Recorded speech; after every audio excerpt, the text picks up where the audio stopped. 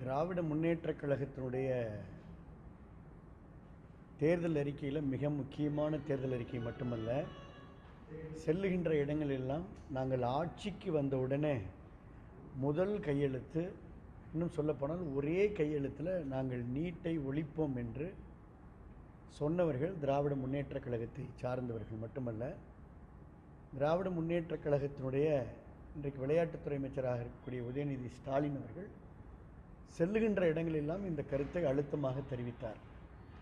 ஆனால் இன்றைக்கு என்ன நிலை?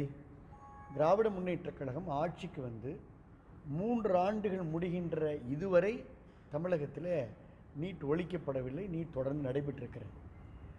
நாங்கள் ஆட்சியில் இருந்த பொழுது, அண்ணன் எடப்பாடி அவர்கள் முதலமைச்சராக இருந்த பொழுதே மிக கடுமையான விவாதம் சட்டமன்றத்தில் ஏற்பட்ட பொழுது நீட்டை ஒழிக்கின்ற அந்த ரகசியம் திராவிட முன்னேற்றக் கழகத்துக்கு தான் தெரியும் என்று சொன்னார்கள். அப்பொழுதே முதலமைச்சராக இருந்த எடப்பாடி அவர்கள் கேட்டார்கள். நாங்களும் அந்த மன்றத்தில் இருந்தோம்.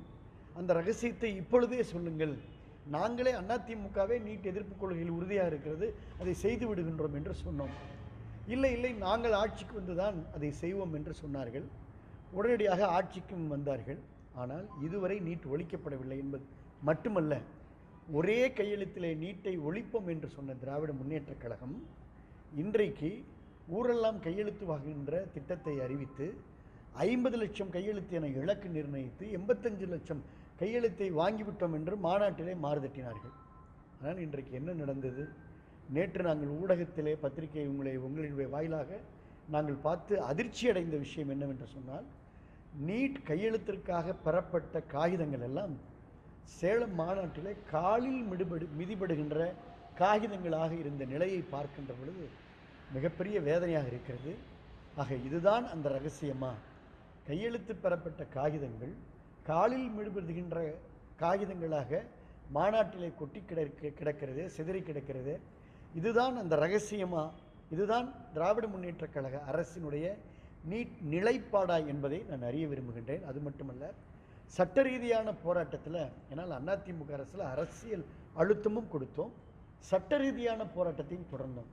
இன்றைக்கு சட்ட ரீதியான போராட்டத்தில் தாக்கல் செய்யப்பட்ட மனுவில் உச்சநீதிமன்றத்தில் இந்த நீட் சம்பந்தமான வழக்கின் நிலை என்ன என்பதையும் திராவிட முன்னேற்றக் கழகத்துடைய அரசு விளக்க வேண்டும் என்பதையும் இந்த நேரத்தை நான் தெரிவித்துக் கொள்ள கடமைப்பட்டிருக்கிறேன்.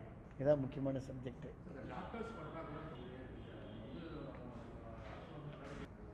இப்போ இன்றைக்கு கூட நீங்கள் கேள்வி கேட்டீங்க, மருத்துவர்கள் பற்றாக்குறை காரணத்தினால இன்றைக்கு கூட ஏதோ ஒருவர் இறந்ததாக புதுக்கோட்டையின் அண்ணன் செய்தியை முழுசாக பார்க்கல. இருந்தாலும் கூட நான் உங்களுக்கு சொல்கிறேன், தொடர்ந்து நான் சட்டமன்றத்தில் ஓங்கி குரல் கொடுத்து கொண்டிருக்கின்றேன்.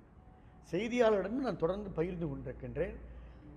சுகாதாரத்துறையில் மிகப்பெரிய பணி நியமனங்கள் அங்கே முடங்கி போயிருக்கின்றன. எம்ஆர்பியில் சொல்லக்கூடிய மெடிக்கல் ரெக்ரூட்மெண்ட் போர்டில் இப்போ கூட 1700க்கும் மேற்பட்ட வேக்கன்சி இருக்கிறதா ஆர்டிஐயில் அவங்க பதிவு செய்திருக்கக்கூடிய மருத்துவர்களே வாங்கியிருக்கிறாங்க.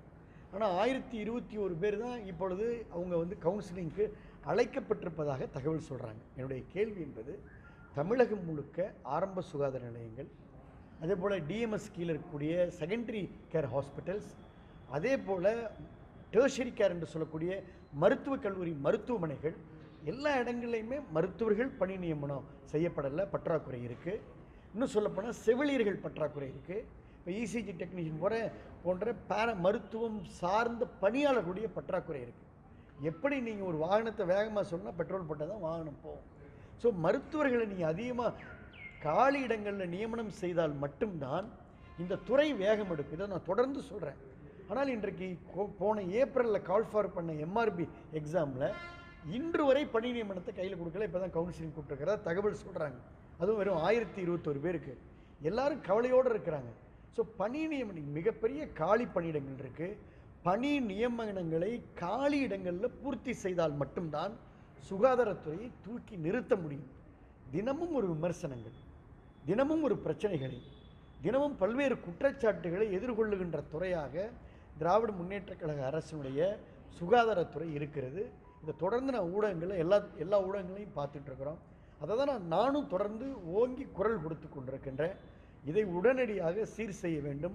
சுகாதாரத்துறை நிமிர்ந்து இருக்கணும் அப்படின்னா மருத்துவர்கள், செவிலியர்கள், பாராமெடிக்கல் டெக்னீஷியன்களை எம்ஆர்பி மூலமாக பணி நியமனம் செய்ய வேண்டும் என்பதை நான் அழுத்தமாக வலியுறுத்த கடமைப்பட்டேன். வீடியோ காட்சியில் தான் இப்போ ஊடகங்களில் தான் நான் பார்த்தேன். ஊடகங்களில் பார்த்தேன், சமூக வலைதளங்களில் வைரலாக போயிட்டுருக்கு. இல்லை இந்த இந்த இந்த ஊடகங்கள் மூலமாகவும் சமூக வலைதளங்களிலும் பார்த்ததுனால தான் அந்த வேதனைகளை தான் நான் சொல்கிறேன். திராவிட முன்னேற்றக் கழகத்துடைய தேர்தல் அறிக்கை என்பது அல்லது அவர்கள் ஊரெல்லாம் பிரச்சாரம் செய்தது ஒரே கையெழுத்தில் நீட்டை ஒழிப்பேன்னு சொன்னாங்களா இல்லையா? சொன்னாங்க. இப்போ 3 ஆண்டுகளாக ஏன் அந்த ரகசியத்தை, என்ன ரகசியம்? இதுதான் ரகசியமா? இதுதான் ரகசியமா? நீட்டை இதுதான் ரகசியமானு நாங்கள் கேட்குறோம். இப்போ நீங்கள் சேர்ந்து வாங்கினா எல்லாரும் சேர்ந்து கையெழுத்து வாங்கினாங்க. அது காலில் மிதிப்படுகின்ற காகிதங்களாக மாநாட்டில் கொட்டி கிடக்கின்ற இந்த வேதனையை தான் உங்களோடு நான் பகிர்ந்து கொள்கின்றேன். காலி பணியிடங்களில் நீதிமன்றத்தில் வழக்குனால தான் போட முடியும்னு சொல்கிறாங்க. யார் வழக்கு? எந்த ஒரு பணி நியமனம்னாலும் நீதிமன்றத்தில் வழக்கு வரதான் செய்யும். அதை நம்ம அந்த யாரெல்லாம் எந்த அசோசியேஷன் சார்பில் வழக்கு தொடர்ந்து இருக்கிறார்களோ அவர்களை இந்த அரசு அழைத்து பேசி அதில் சுமூகமானது. இப்போ நாங்கள்லாம் அமைச்சராக இருந்த காலத்தில் இதே செவிலியருக்கு மிகப்பெரிய உங்களுக்கு வழக்குகள் இருந்தது. அதெல்லாம் நாங்கள் உட்காந்து பேசி முடித்து அவங்களையெல்லாம் நம்ம அதையெல்லாம் சுமூகமாக பேச்சுவார்த்தையில் எடுத்துக்கிட்டோம். ஒரே நேரத்தில் 5000 பணி நியமனம், 37,270 பேரை அதிமுக ஆட்சியில் நாங்கள் பணி நியமனம் செஞ்சுருக்கிறோம். ஆண்டுக்கு 4000, தொடர்ந்து சொல்லிகிட்டு இருக்கிறேன், ஆண்டுக்கு 4000 பேரை பணி நியமனம் செஞ்சுருக்கிறோம். இப்போ இந்த 3 ஆண்டுகளில் 12,000 பேர் இந்த சுகாதாரத்துறையில் மட்டும் பணி நியமனம் செய்திருக்க வேண்டும். இது வரைக்கும் இல்லை. தொடர்ந்து சொல்கிறேன், மருத்துவர்கள் இல்லை. தொடர்ந்து சொல்கிறேன், செவிலியர்கள் இல்லை. தொடர்ந்து சொல்கிறேன், நோயாளிகள் பாதிக்கப்படுறாங்க. தொடர்ந்து சொல்லிகிட்டு இருக்கிற நோயாளிகள் கஷ்டப்படுறாங்க. அதனால தான் வேதனையும் விரக்தியும் மிஞ்சுகின்ற ஆட்சியாக இன்றைய ஆட்சி இருக்கிறது. அவர்கள் இதை மாற்றிக்கொள்ள வேண்டும் என்று நான் கேட்டுக்கிறேன். கரெக்டாக தானே ஒரு கூட்டணி கட்சியில் இருக்கக்கூடிய ஒரு முன்னாள் மத்திய அமைச்சர் பாஸ்கரன் அவர்களே சரியான கருத்தை தான் சொல்லிக்கிறாங்க. இல்லை அதை தான் இப்போ நீங்களே சொல்கிறீங்க, அதை சொல்லியிருக்காங்க. அதான் நான் பண்ணீங்க. புதுக்கோட்டையிலே பார்த்தீங்கன்னா 75 கோடிக்கு 100 கோடி இலக்கு நிர்ணயித்து 75 கோடிக்கு centre of excellence for renal டிசீஸ்னு சிறுநீரக மாற்று அறுவை சிகிச்சை மட்டுமல்ல, சிறுநீரக ஒரு ஒப்புயர்வு மையத்தை இங்கே இருக்கக்கூடிய எல்லா மாவட்டத்துக்கும் சேர்த்து நம்ம உருவாக்கணும். ஓங்கி உயர்ந்த கட்டடம் மட்டும் இருக்குது. இது வரைக்கும் அது செயல்பாட்டுக்கு பயன்பாட்டுக்கு வரல. அதுதான் நான் சொல்கிறேன். ஸோ திட்டங்களை நீங்கள் எஃபெக்ட் கொடுங்க. திட்டங்களை நம்ம அறிவிப்போடு நிற்கக்கூடிய எஃபெக்ட் கொடுக்கணும்ல. ரன் த ஷோன்னு சொல்லக்கூடிய பயன்பாட்டுக்கு அது அந்த செயலுக்கு வரணுன்றது தான் என்னுடைய கருத்து. ஆக அதை இந்த அரசு செய்ய வேண்டும் என்பதை நான் கடுமையாக வலியுறுத்தி கடமைப்பட்டிருக்கின்றேன். அமைச்சர் ரகுபதி பேட்டி கொடுக்குறாரு. அப்போ 100 டயாலிசிஸ் மிஷின் இருக்குது அப்படின்னு சொல்லுறது அவருக்கு தெரியாத மாதிரி ஒரு ஆச்சரியமாக கேள்வி கேட்டு டீன்ட்டு கேட்குறாரு. டீனும் அது சூழ்நிலைக்காக அந்த இடம் மாற்றப்பட்டதுன்னு சொல்கிறாரு. அதை எப்படி நீங்கள் பார்க்குறீங்க? இல்லை, அதை தான் நான் உங்களுக்கு சொல்கிறேன். இப்போ நம்ம டயாலிசிஸ் மிஷின்ஸ் அதாவது ஏற்கனவே அதிகமாக புதுக்கோட்டையில் நம்ம 30 மிஷின் கொண்டு வந்தோம். அது இருக்குது. இப்போ அது முழுமையாக மக்களுக்கு பயன்படுது. நம்ம ஆட்சியில் அதிமுக ஆட்சியில் கொண்டு வந்தது. இப்போ நான் சொல்கிறது சிறுநீரக ஒப்புயிர் மையன்ற கட்டிடம், புதிய கட்டிடத்தை நம்ம கட்டி அதை நம்ம ஆட்சியிலே திறந்துட்டோம். அதிமுக ஆட்சியிலே திறந்துட்டோம். ஆனால் இன்றைக்கு அதுக்கப்புறம் கொரோனா காலத்தில் அது கொரோனா மருத்துவமனையாக மாற்றப்பட்டு நம்ம தான் அதை மாற்றி கொரோனா காலத்தில் இப்போ அந்த காலம் முடிந்து விட்டது. இப்பொழுது அதை மீண்டும் சிறுநீரக அந்த சிகிச்சைக்கு நம்ம பயன்படுத்தணும்ல. அதை அவங்க பயன்படுத்துறதுக்கு இது வரைக்கும் அவர்கள், நான் தொடர்ந்து சொல்லிகிட்டு இருக்கேன், அதை பயன்படுத்தினா மக்களுக்கு பயன்படும். அதில் டயாலிசிஸ் சென்டர்ஸ் இருக்குது, ஆப்ரேஷன்ஸ் தியேட்டர் இருக்குது, சிறுநீரக மாற்று அறுவை சிகிச்சைக்கான அனைத்து வசதிகளும் அங்கே இருக்குது. அதுக்குள்ள ப்ரொவிஷன்ஸ் இருக்குது, ஃபண்ட் அலாட்மெண்ட் இருக்குது. அது செயல்பாட்டுக்கு பயன்பாட்டுக்கு வரலன்றதான் என் கருத்து சொல்கிறேன்.